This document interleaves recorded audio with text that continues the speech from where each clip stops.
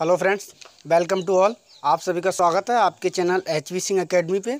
जैसा कि हम लोग दोस्तों टेस्ट कर रहे थे ना, टेस्ट चला रहे थे, उसी टेस्ट को आगे बढ़ाएंगे जिसमें हमारा आज नेक्स्ट क्वेश्चन है। इन्हीं कहने का मतलब ये इतने इम्पोर्टेंट क्वेश्चन होंगे दोस्तों, अगर इन क्वेश्चनों को आपने बस कर लिया तो समझ लेना कि NTPC में इससे बाहर क्वेश्चन जाएगा नहीं। 100% श्योरिटी है दोस्तों। बस आप इन क्वेश्चनों को बड़े ही ध्यान से, बड़े ही इत्मीनान से, यानी कि शिद्दत के साथ करें इन क्वेश्चन को, बस और कुछ नहीं, बस करते रहें। तो हम इस सीरीज़ को आगे बढ़ाते हैं और इस सीरीज़ में हमारा नेक्स्ट क्वेश्चन है आज का। और ये क्वेश्चन क्या है, देखो दोस्तों, बड़ा ही अच्छा क्वेश्चन है। क्वेश्चन है 125 मीटर ऊंचे टावर से एक कार का अवनमन कोण 45 अंश है, वह कार टावर से कितनी दूर है। ठीक है, हम इस दोस्तों हम इस क्वेश्चन को कर रहे हैं। और जब तक आप एक बार अपने दोस्तों में शेयर कर दीजिए इस वीडियो के लिए, यानी कि जिससे ज़्यादा दोस्त आ जाएं, यानी कि एकदम बहुत जल्दी से ज़्यादा अच्छे से क्वेश्चन को करते हैं। फिर हम पहले शेयर करिए दोस्तों, सब लोग शेयर कर दीजिए, जिससे कि ज़्यादा से ज़्यादा दोस्त आ जाएं, कनेक्ट हो पाएँ, जिससे कि अच्छा यानी कि अधिक से अधिक लोगों को इस वीडियो का फ़ायदा मिल पाए। ठीक है दोस्तों। हाँ, क्वेश्चन है 125 मीटर ऊंचे टावर से एक कार का अवनमन कोण 45 अंश है, वह कार टावर से कितनी दूर है। देखो कुछ नहीं दोस्तों, कहने का मतलब है क्या कि एक कोई टावर है दोस्तों, ठीक है, जैसे ये एक कोई टावर है, ठीक है। अब इस टावर से कुछ दूरी पर कार है, क्या है, कार है। और वो कार है कितनी, यानी कि ये जो टावर है ना, उसकी ऊंचाई दे रखी है हमें, कितनी दे रखी है, 125 मीटर। 125 मीटर ऊंचा ये क्या है, टावर है। यहाँ से कोई दूरी पर एक कार है, उस कार का अवनमन कोण जो है दोस्तों कितना है, 45 अंश का, यानी कि ये वाला हमारा कोण 45 अंश का है, ये वाला। दोस्तों एक चीज़ हम जानते हैं कि अगर कोई भी त्रिभुज बनता है, कोई भी त्रिभुज बनता है और उस त्रिभुज में जब समकोण यानी कि 45 अंश की बात हो रही है, अगर हाइट एंड डिस्टेंस की बात होती है, तो हम कुछ नहीं, वहाँ केवल और केवल समकोण त्रिभुज की बात करते हैं। यानी कि समकोण त्रिभुज से ही हमारी हाइट एंड डिस्टेंस होती है, यानी कि ऊंचाई दूरी के जितने भी क्वेश्चन होते हैं, वो सारे ट्रिग्नोमेट्री वाले जितने भी क्वेश्चन होते हैं, वो सारे क्वेश्चन हमारे राइट एंगल ट्राइंगल पे ही लगते हैं। राइट एंगल ट्राइंगल का मतलब क्या होता है, हमारा समकोण त्रिभुज। जिसका समकोण त्रिभुज क्या होता है दोस्तों, जिसका एक कोण 90 डिग्री का हो, यानी एक कोण 90 अंश का हो, वो हमारा कोण कैसा कहलाता है, समकोण त्रिभुज कहलाता है। दोस्तों हम यहाँ पे देखिए, इसमें तो ये वाला कोण हमारा कितना अंश का है, 90 अंश का है, ठीक है। अब इस 90 अंश के कोण में हमें ये पता होता है, एक हम थ्योरम जानते हैं, यानी कि इसे A मान लो, इसे V मान लो और इसे C मान लो, ठीक है दोस्तों। हम एक प्रॉपर्टी जानते हैं, कोई भी त्रिभुज हो, उस त्रिभुज के तीनों कोणों का योगफल कितना होता है दोस्तों, 180 अंश। तो हम जानते हैं दोस्तों कि ये वाला 90 डिग्री है, ये वाला 45 है, और ये 90 और 45, तो ये वाला कोण कितना होगा दोस्तों, हमारा ये वाला भी 45 डिग्री कोण होगा, कितना होगा, 45 डिग्री ही होगा। वैसे दोस्तों इतना ज़्यादा इसका कोण का कोई लॉजिक नहीं है, कहने का मतलब ये वाला कोण समान होगा, बराबर होगा। यहाँ पर ये 45 है तो ये वाला भी 45 होगा, ठीक है। अब दोस्तों हमें करना क्या है, इसमें पूछा क्या है, हमसे पूछा है यहाँ से लेकर के यहाँ तक की दूरी, ठीक है दोस्तों। एक चीज़ आप यहाँ हाइट एंड डिस्टेंस में एक प्रॉपर्टी याद रखें, और वो प्रॉपर्टी क्या है कि अगर जब भी कभी 45 का एक कोण होगा, एक 90 का होगा और 45 का हो, तो दूसरा भी 45 का होगा, तो हमारा ऊंचाई यानी कि ये वाला और ये वाला रेशियो हमारा रहता है 1 और 1 का रेशियो रहता है। किसका रहता है, 1 और 1 का अनुपात रहता है। और ये वाली जो होती है साइड, ये √2 होती है, हमेशा ध्यान रखो, 1 √2, 1 √2 होता है।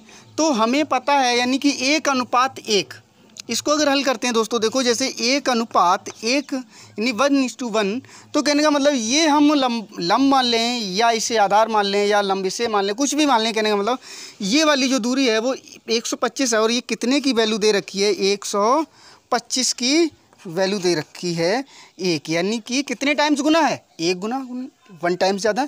जब 1 टाइम्स ज़्यादा ये है तो ये भी 1 टाइम ज़्यादा होगा, तो कहीं ना कहीं ये वाली भी दूरी कितनी होगी दोस्तों, 125 होगी। 125 मीटर इसका आंसर आ गया। ठीक है, क्वेश्चन में कुछ नहीं था, बड़ा सिंपल था, बस 45 आपको दिख जाए तो समझ लो जितना इसकी लंब है उतना ही उसका आधार होगा। ठीक है, अब हम लोग नेक्स्ट क्वेश्चन की तरफ चलेंगे दोस्तों। आई होप आप लोगों को ये क्वेश्चन समझ में आया होगा और देख लीजिए बड़े ही प्यार से। आगे क्वेश्चन करते हैं दोस्तों। में ज़्यादा से ज़्यादा दोस्तों को बस बुलाइए और हमारे चैनल को, जो नए हैं हमारे चैनल पे, उसको वो लोग हमारे चैनल को सब्सक्राइब कर लें और लाइक करें अगर वीडियो पसंद आ रही है, और दोस्तों में शेयर करें। तो दोस्तों अब हम नेक्स्ट क्वेश्चन की तरफ चलते हैं और नेक्स्ट क्वेश्चन हमारा क्या कह रहा है, देखो बड़ा ही अच्छा क्वेश्चन है, बड़ा ही प्यारा क्वेश्चन है, और ये क्वेश्चन एडवांस मैथ का ये भी है और बड़ा ही प्यारा। यानी यदि परिमाप 32 सेंटीमीटर वाले त्रिभुज की अंतः त्रिज्या 6 सेंटीमीटर है तो त्रिभुज का क्षेत्रफल वर्ग सेंटीमीटर में है। कुछ नहीं करना है हमें, त्रिभुज का क्या करना है, क्षेत्रफल ज्ञात करना है इस टाइप से। यानी कि अगर कभी भी आपको कोई भी त्रिभुज है और उस त्रिभुज का परिमाप दे रखा है और उसकी अंतः त्रिज्या दे रखी है, तो कहने का मतलब आप कुछ मत करिए, सीधा सीधा यानी कि त्रिभुज का क्षेत्रफल निकालने के लिए आप जो परिमाप है उसको क्या कर लीजिए, आधा कर लीजिए। परिमाप आपका 32 है, इसको आधा कर लीजिए और उसमें रेडियस से मल्टीप्लाई करा दीजिए और आपका आंसर आ जाएगा। तो आप क्या करेंगे, इससे इसको काटेंगे तो कितने पे जाएगा, ये 16 पे जाएगा। टोटल कितने पे जाएगा, 16 पे जाएगा, और इसकी मल्टीप्लाई करा दीजिए तो ये हमारा आंसर आ जाएगा 16 छंग 96,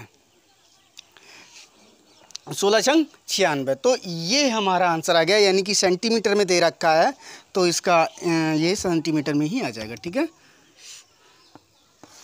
सेंटीमीटर स्क्वायर। आई होप आप लोग समझ पाए होंगे इस क्वेश्चन के लिए भी। अब हम लोग नेक्स्ट क्वेश्चन की तरफ चलते हैं। तो दोस्तों बस क्वेश्चन को बड़े ही प्यार से समझने की कोशिश करें, कोई ज़्यादा इजी मतलब कि इतने अच्छे क्वेश्चन हैं, ये इजी भी नहीं है और टफ भी नहीं है। कहने का मतलब इसी टाइप के क्वेश्चन आते हैं, यानी एनटीपीसी में जो क्वेश्चन मिलते हैं दोस्तों, आपको इसी टाइप के ही क्वेश्चन मिलेंगे, एनटीपीसी हो चाहे ग्रुप डी हो। ये सारे क्वेश्चन एनटीपीसी और ग्रुप डी के लेवल के ही हैं, वहीं के आए हुए ही क्वेश्चन हैं ये सारे क्वेश्चन। तो अब हम लोग नेक्स्ट क्वेश्चन की तरफ चलते हैं, नेक्स्ट क्वेश्चन करने की कोशिश करते हैं दोस्तों। और नेक्स्ट क्वेश्चन क्या है, पुनीत और उसके पिता की आयु का योग 45 वर्ष है और उनकी आयु का गुणनफल 126 वर्ष है। पुनीत की आयु क्या है। बड़ा ही अच्छा क्वेश्चन, बड़ा ही प्यारा क्वेश्चन है। बस इसको हम एक नए मेथड से यानी कि नई विधि से करने की कोशिश करते हैं। देखो कहीं ना कहीं ये क्वेश्चन कहने की क्या बात कर रहा है, कहने की कोशिश क्या कर रहा है, ये कह रहा है कि पुनीत हैं और उसके पिता हैं, 2 लोग हैं, पुनीत हैं एक और एक उसके पिता हैं। ये दोनों लोगों की अगर आयु को जोड़ दिया जाए, अगर आयु को जोड़ दिया जाए तो 45 वर्ष होगी, अगर उनकी गुणा करा दी जाए तो 126 वर्ष होगी। तो माना पुनीत की जो आयु है, कहने का मतलब x वर्ष मान लें, क्या मान लें, x वर्ष मान लें पुनीत की आयु, किसकी, पुनीत की आयु हम x वर्ष अगर मान लें तो कहने का मतलब पुनीत के पिता की आयु क्या हो जाएगी, 45 में से x वर्ष यानी कि जो 45 दोनों की आयु है उसमें से 45 में से अगर हम पुनीत की आयु घटा दें तो केवल उसके पिता की बचेगी। तो हमारे पास आएगी पुनीत के पिता की आयु हमारे पास क्या आ जाएगी, 45 माइनस x। ठीक है दोस्तों, हम इतना लिख लिया लेकिन हम इस विधि से करेंगे नहीं, बस ये आपको समझा रहे हैं। फिर इसके बाद इनकी दोनों की आयु का गुणनफल क्या है, दोनों की आयु का गुणनफल बराबर 126 वर्ष, 126 वर्ष। ठीक है दोस्तों, अब हम इस क्वेश्चन को जो करेंगे वो कौन सी विधि से करेंगे, इसको उठा लो आप, ये दोनों का गुणनफल है, इसका कुछ नहीं करने में फैक्टर कर लो। ठीक है, क्या कर लो, फैक्टर कर लो, 1 2 6 के फैक्टर करो। जैसे 2 से काटेंगे हम 6 पे और 3 पे, फिर इसे हम 3 से काटेंगे 3 2 और 1 पे, फिर हम 3 से काटेंगे 7 पे। इनमें हमें ऐसे फैक्टर करने हैं, कहने का मतलब इनके ऐसे फैक्टर, इनके ऐसे जोड़े बना लो जिनकी मल्टीप्लाई कराएं हम तो 126 आए, और अगर इन्हें ऐड कर दें हम तो हमारे पास 45 आ जाए दोस्तों। जैसे कहने का मतलब ऐसे कर लेते हैं हम, 7 3 21, यानी कि 7 3 21 और 21 दूनी 42, यानी एक ये और एक ये, इनको उठाओ। देखो 7:3:2, 7 3 21, 21 दूनी 42। ठीक है, ये तो हो गया हमारे पास 42, और फिर इसके बाद ये रह गया 3 हमारे पास। कितना रह गया? 3। देखो 42 और 3 को ऐड करेंगे हम, अगर ऐड करते हैं तो 45 आ जा रहा है। देखो अगर इनकी मल्टीप्लाई कराएं, देखो 3 दूनी 6 और 3 चौक 12, यानी कि क्या आ गया? 126। तो कहने का मतलब इन दोनों की जो आयु आ गई 42 वर्ष और 3 वर्ष। इन दोनों लोगों की जो आयु आ गई, कितनी आ गई? 42 वर्ष और 3 वर्ष। तो कहने का मतलब पुनीत के पिता की आयु कितनी हो गई? 42 वर्ष। पिता बड़े होंगे तो कहने का मतलब 42 वर्ष किसकी आ गई? पिता की आयु आ गई, और पुत्र की आयु कितनी आ गई? 3 वर्ष आ गई। तो दोस्तों हमसे पूछे किसकी आयु है? पुनीत की आयु। तो हमारा ये आंसर रहेगा, पुनीत की आयु कितनी आ जाएगी?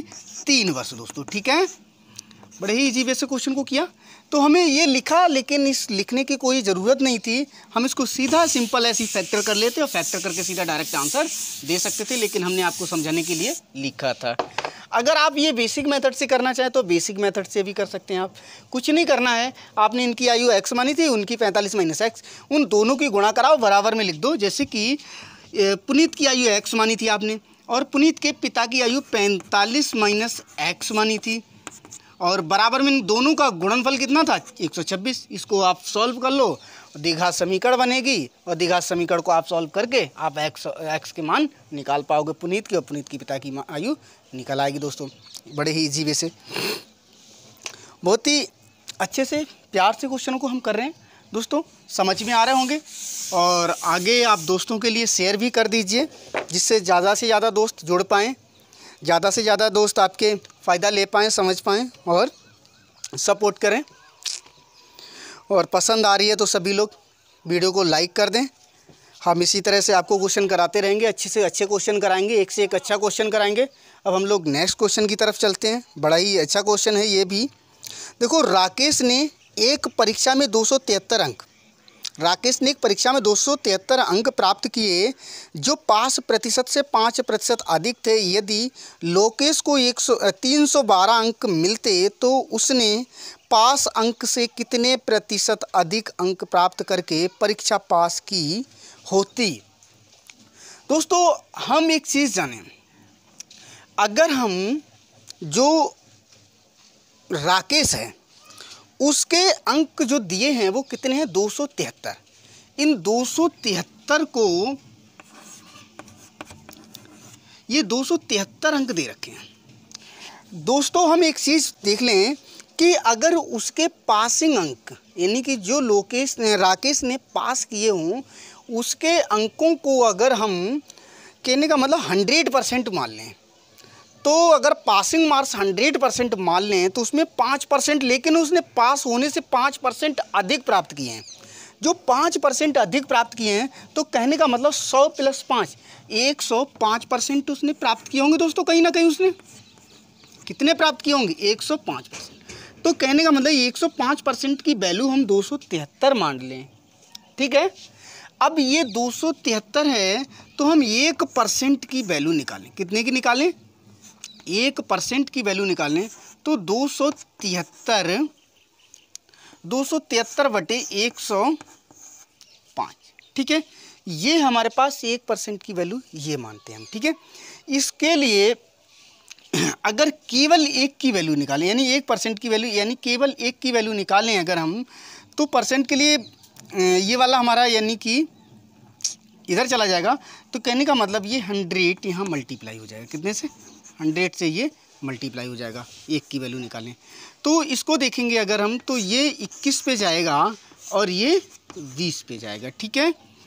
अब इससे इसको काटेंगे, 21 एकन 21 और 21 तियाँ 63, तो 1 की वैल्यू आ जाएगी 13 दूनी 26, 260। तो कहने का मतलब ये जो हमारे पास अगर 105 की वैल्यू 273 है तो 1 की वैल्यू 260 हो गई। कितनी हो गई? ये 260 हो गई। तो कहने का मतलब ये 1 का मतलब हो गया कि जो उसके पास पासिंग मार्क्स होंगे वो कितने होंगे? 260 होंगे। कितने होंगे? 260 होंगे। लेकिन उसने 273 अंक प्राप्त कर लिए। अब जो 260 अंक हैं ये कितने के, यानी कि 260 से ये कितना ज़्यादा है? 260 से ये कितना ज़्यादा है? 13 अंक। कितने ज़्यादा है? देखो 260 से 13 अंक ज़्यादा है। तो कहने का मतलब ये 13 कितने परसेंट के बराबर है? 5% के बराबर है। तो कहने का मतलब 5% के बराबर है। लेकिन अब वो कह क्या रहा है? अगर उसके पास 312 अंक होते, कितने होते?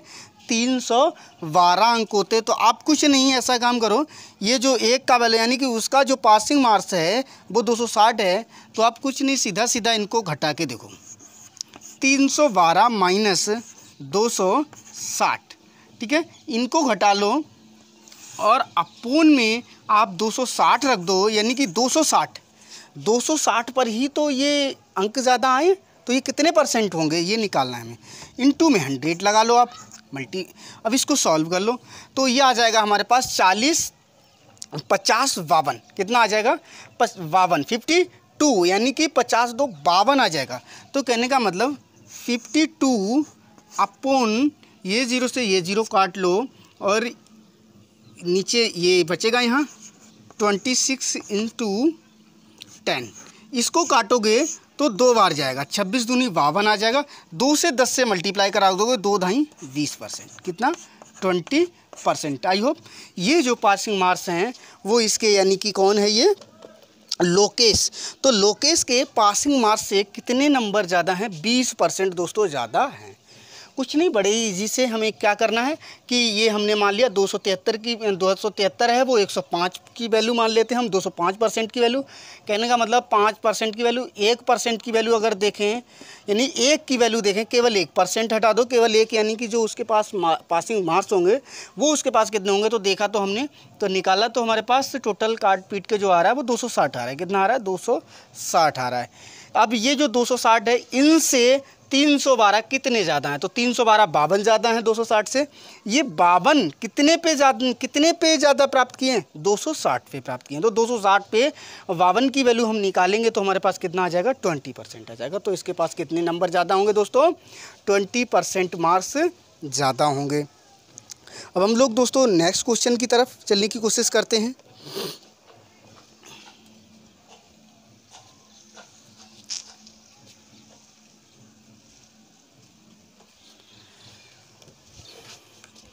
दोस्तों नेक्स्ट क्वेश्चन हमारा क्या कह रहा है? बड़े ही अच्छे प्यार से करेंगे आप। तब तक दोस्तों लाइक और शेयर करते रहिए दोस्तों में, ज़्यादा से ज़्यादा दोस्तों को शेयर करिए, ज़्यादा से ज़्यादा दोस्तों को जोड़िए दोस्तों, जिससे कि हम आपको अच्छे से अच्छे क्वेश्चन दे पाएँ। तो हम लोग नेक्स्ट क्वेश्चन की तरफ अब चलने की कोशिश करते हैं। और नेक्स्ट क्वेश्चन क्या कह रहा है दोस्तों? अगला क्वेश्चन है, एक सीडी 12.5% के लाभ पर बेची गई, 12.5% के लाभ पर बेची गई। यदि वह 15% के लाभ पर बेची गई होती तो उसे 10 रुपये अधिक मिलते। सीडी का क्रय मूल्य है। दोस्तों कुछ नहीं, बड़ा ही इजी क्वेश्चन है। कहने का मतलब 12.5%, 12 से 1/2 को हम लिख सकेंगे 12.5%। इतने पर कोई सीडी बेची गई, लेकिन यदि उसे कितने परसेंट पे बेचा जाता? 15% पे। कितने पे बेचा जाता? 15% पे अगर बेचा जाता उसे, तो उसको रुपए कितने ज़्यादा मिलते? ₹10 ज़्यादा मिलते। तो कहने का मतलब कहीं ना कहीं ये जो परसेंट का डिफरेंस आ रहा है, उस डिफरेंस की वजह से रुपए कितने ज़्यादा देने पड़ रहे हैं, वो ₹10 देने पड़ रहे हैं। इनको देखो, देखें हम तो ये 2.5%, 2.5%, 2.5% की जो वैल्यू हमारे पास है वो कितनी है, ₹10। अब ये ₹10 2.5 की वैल्यू है। अगर हम इसका कॉस्ट प्राइस CP यानी कोई भी वस्तु अपने आप में 100% होती है, ये चीज़ हम पहले बता चुके हैं, तो इसका मतलब कोई भी चीज़ अपने आप में 100% है। तो अगर इसमें हम 2.5 में 40 से मल्टीप्लाई करा दें और इधर भी 10 में 40 से मल्टीप्लाई करा दें, इधर हमारा 100% हो जाएगा दोस्तों। ये 100% हो गया और 100% इधर हमारे पास 400। तो कहने का मतलब उस CP का जो कॉस्ट प्राइस होगा वो कितना हो जाएगा, 400। आंसर आ गया। ठीक है, आई होप समझ पाए होंगे आप लोग। इतने प्यार से, इतने ईजी वे से इस क्वेश्चन के लिए करने की कोशिश की हमने। अब हम लोग नेक्स्ट क्वेश्चन की तरफ चलते हैं दोस्तों। जो दोस्त हमारे नए हैं, जो पहली बार देख रहे हैं, वो हमारे चैनल को सब्सक्राइब कर लें और बेल आइकन को भी प्रेस कर दें, जिससे कि हम जब भी आपको वीडियो अपलोड करेंगे आपको सबसे पहले मिलेगी। ठीक है, अच्छी से अच्छे कंटेंट के साथ जो वीडियो अपलोड होगी वो आपको पहले मिलेगी, अगर आप बेल आइकन को भी प्रेस कर देंगे सब्सक्राइब करने के बाद। ठीक है, अब हम लोग नेक्स्ट क्वेश्चन की तरफ चलते हैं। एक कक्षा में 40 लड़कों में से 30 का औसत भार 60 किलोग्राम है और शेष का औसत भार 56 किलोग्राम है। सारी कक्षा का औसत भार है। दोस्तों क्या है, एक कक्षा है, उसमें लड़के कितने हैं, यानी लड़के हैं 40।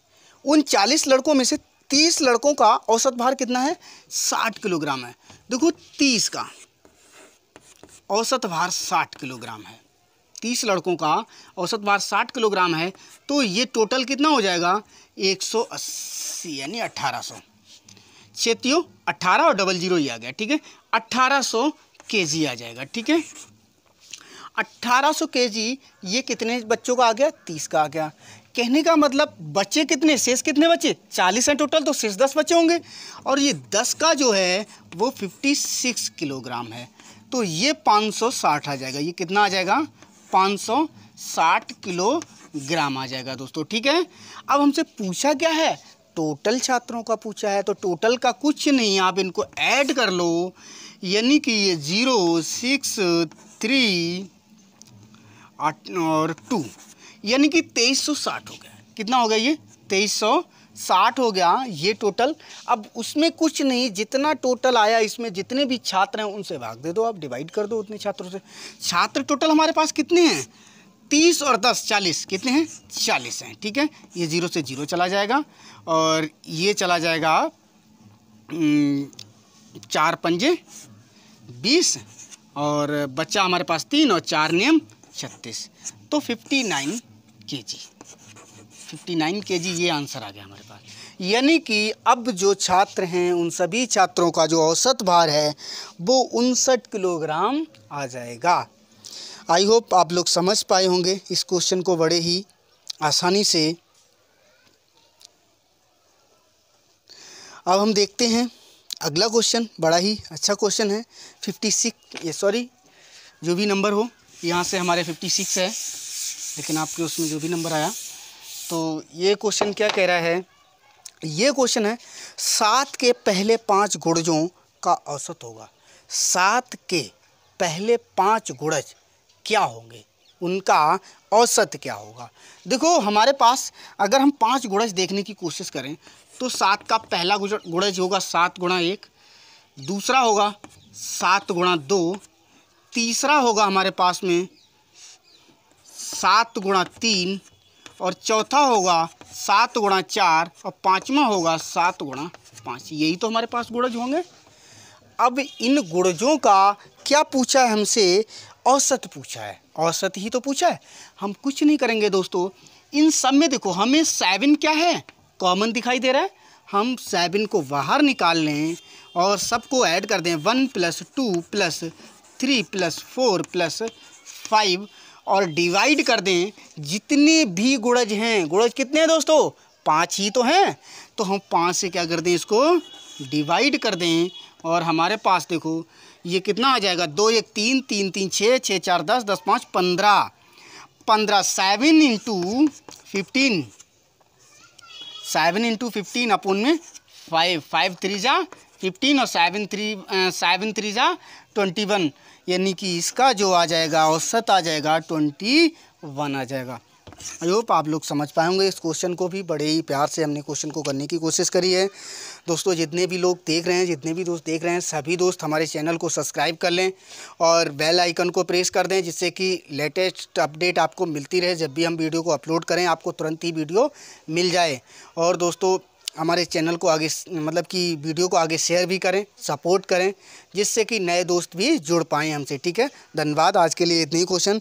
नेक्स्ट वीडियो में हम और अच्छे से अच्छे क्वेश्चन को लेके आएंगे। तब तक के लिए धन्यवाद, बाय। ओके।